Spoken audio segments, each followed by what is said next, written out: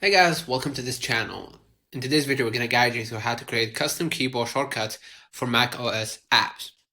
Now, you can open the Apple logo in the top left corner or just go ahead straight to System Preferences or System Settings. Find Keyboard tab below here. I'm going to tap it. Inside, instead of keyboard, I'm going to switch to Shortcuts. All right. In the left-hand menu, choose App Shortcuts. Right? Now, I'm going to add a new shortcut. Click the plus button.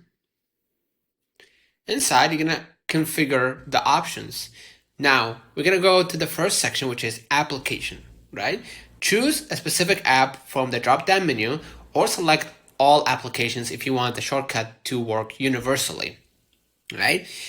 Now, type in the main title, you gotta type the exact name of the menu command you want to trigger.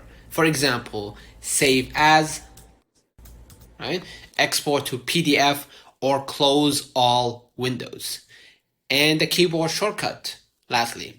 Click this field, then press the exact key combination you want to use. Let's say F, right?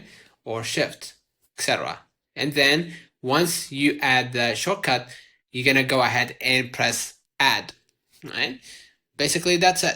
Key rules for success. The name in the menu title box must perfectly match the spelling and capitalization in the app's menu bar. Include ellipses if the command has them. If you create a shortcut for a key combination that is already in use, your new command will take priority. If you want to customize system level shortcuts like taking a screenshot or turning on do not disturb mode, look under services or other categories in the keyboard shortcut menu again.